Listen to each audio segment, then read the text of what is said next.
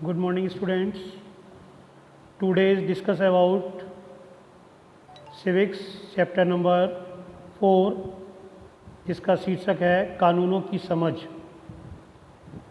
हम लोग पहले इससे पूर्व चैप्टर नंबर 3 में हमें संसद क्यों चाहिए के बारे में अध्ययन कर चुके हैं, जिसमें आपको बताया गया था कि संसद का जो प्रमुख कार्य होता है वो कानूनों का निर्माण करना होता है, क्योंकि वो कार्यपालिका का कार्य करती है और जिसमें कानूनों का निर्माण करना।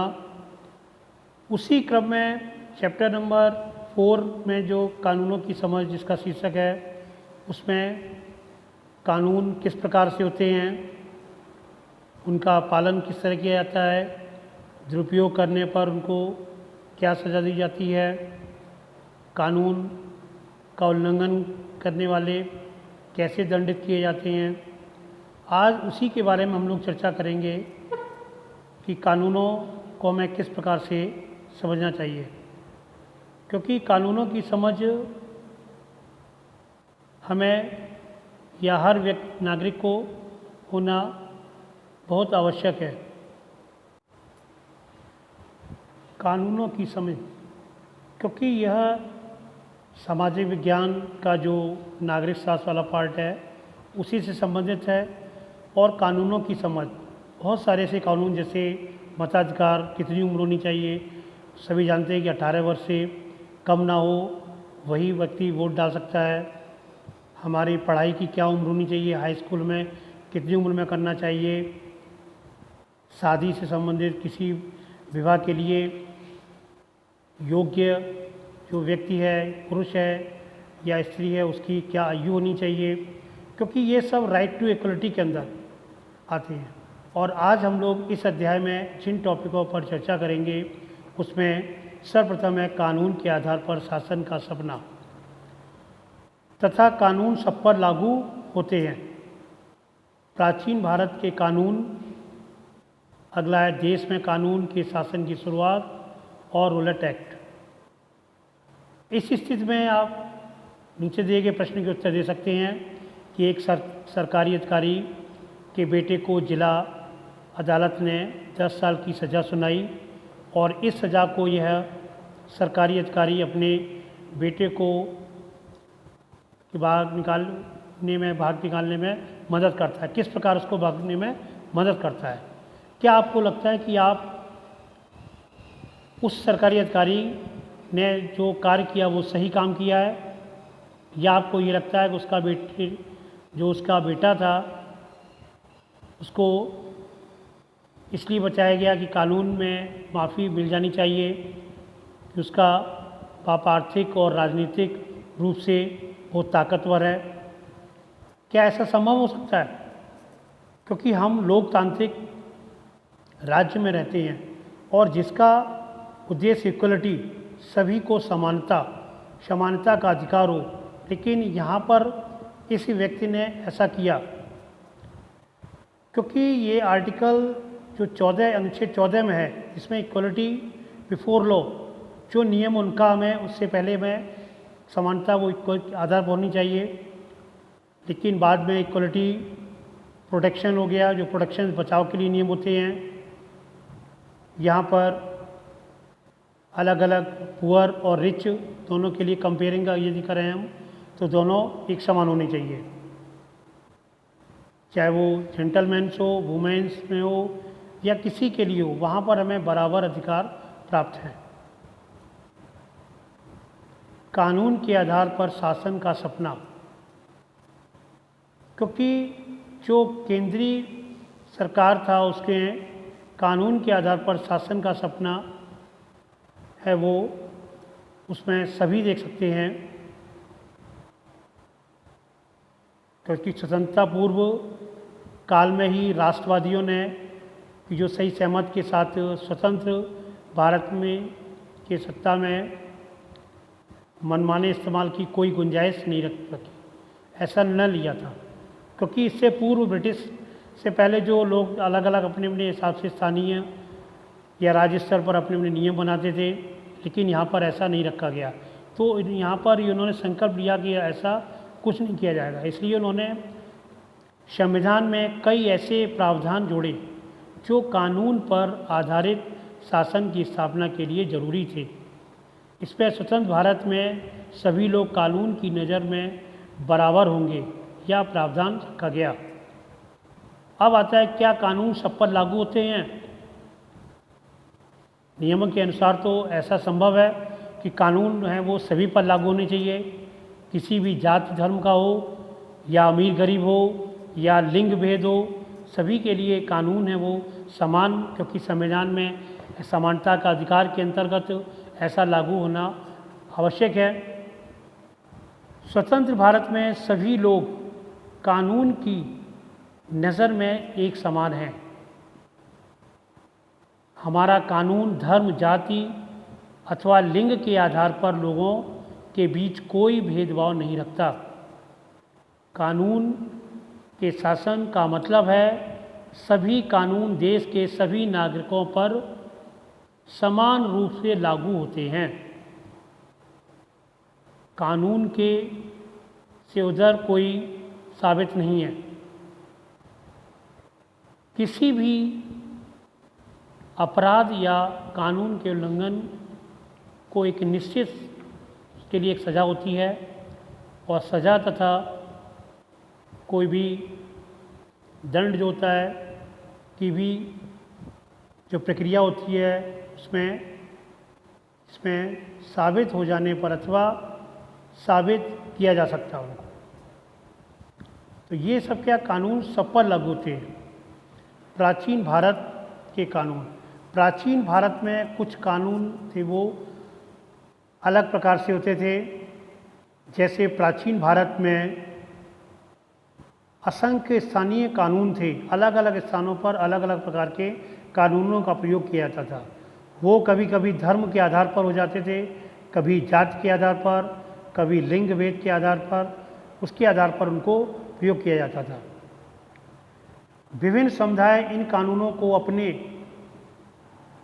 अधिकार क्षेत्र में अपने हिसाब से लागू करने के लिए आज़ाद थे, क्योंकि जाति के आधार पर एक ही अपराध के लिए अलग अलग व्यक्ति को अलग अलग सज़ा दी जाती थी जो न्याय संगत होती थी।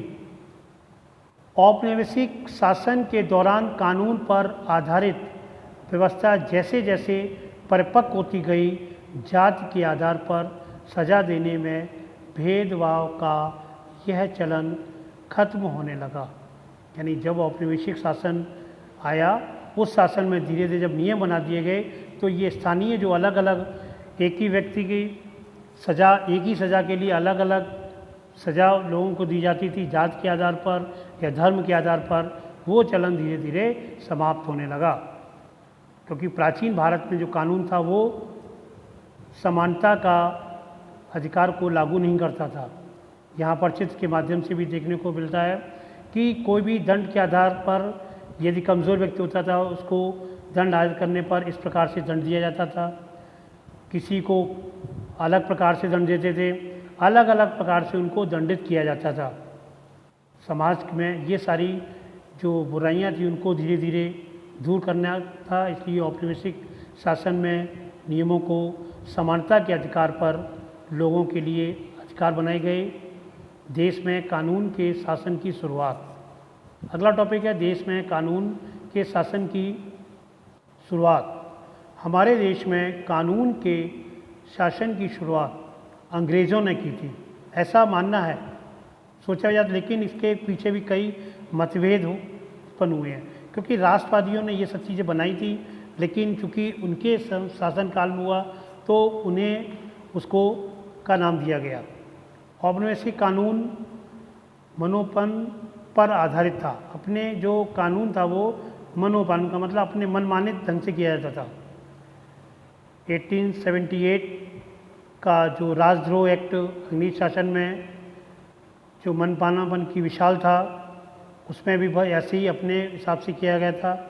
अगर कोई भी व्यक्ति ब्रिटिश सरकार का विरोध या आलोचना करता था तो उसे मुकदमा चलाए बिना ही गिरफ्तार किया जा सकता था। ये क्या कहलाता है? मन मानेपन का आधार। तो ऐसे शासन की शुरुआत धीरे हुई थी। लेकिन जब हमारा स्वतंत्र भारत हुआ तो वो सारे नियमों को बदल करके एक निश्चित स्वतंत्रता का अधिकार को रखा गया और जिसमें समानता को लागू किया गया। यहाँ पर देखिए देश में कानून की जब शुरुआत हुई तो किस प्रकार से जो देशभक्त नेता थे, चाहे वो क्रांतिकारी हों या अहिंसा के पालक हों या हिंसा के पुजारी हों, सभी को किस प्रकार से मिलकर के वो एकजुट होकर के उस देश के कानून के शासन का समर्थन कर रहे हैं। और समर्थन के साथ साथ क्योंकि यहाँ पर स्वतंत्र रूप से हैं तो यहाँ पर ये अपने आप को स्वतंत्र महसूस कर रहे हैं, क्योंकि जब हमारा देश 1947 में स्वतंत्र हुआ था तो सभी ने स्वतंत्रता के रूप में इसको मनाया, क्योंकि संविधान लागू होने के बाद 1950 में जब संविधान लागू हुआ था तो जो भी मौलिक अधिकार बनाए गए उसमें स्वतंत्रता का अधिकार, जिसके अंतर्गत सभी लोगों को समान अधिकार प्राप्त थे, उस समानता के दृष्टिकोण से बहुत सारे नियमों का पालन करना था और देश में ऐसे कानून की व्यवस्था करना था शासन के अंतर्गत जिसमें लोगों को किसी प्रकार की कोई परेशानी ना हो, सब एकजुट होकर के समानता के साथ रहें, सभी के लिए नियम समान हो।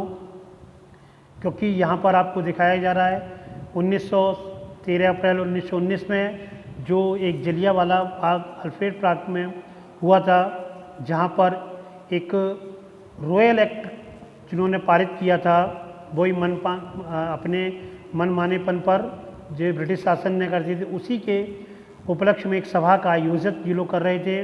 और उस आयोजन में जो डायर था, जनरल डायर था, उसने उनको पता चला और अचानक वहाँ जा कर के बिना सूचना दिए चारों तरफ से जाने के रास्ते बंद कर दिए और इधर दूसरे पक्ष में जो राइट दिखाया जा रहा है वहाँ पर उन लोगों ने उन लोगों पर गोलियों की बौछार की, जिससे काफ़ी लोग, असंख्य लोगों की संख्या में लोगों की मृत्यु हो गई थी, जिसमें औरतें भी थी, बच्चे भी थे। तो एक नरसंहार बहुत बड़ा हुआ था ब्रिटिश शासनकाल में। ये रॉयल एक्ट है जिसके बारे में मैंने आपको बताया था।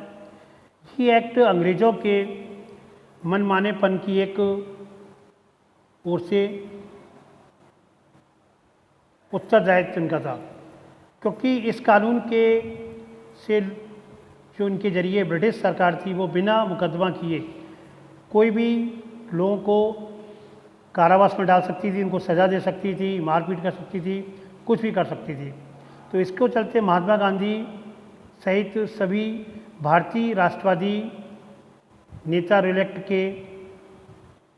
के जो उसके सख्त खिलाफ थे, क्योंकि भारतीय विरोध के बावजूद भी जो कई ऐसे मार्गों का उपयोग किया उन्होंने।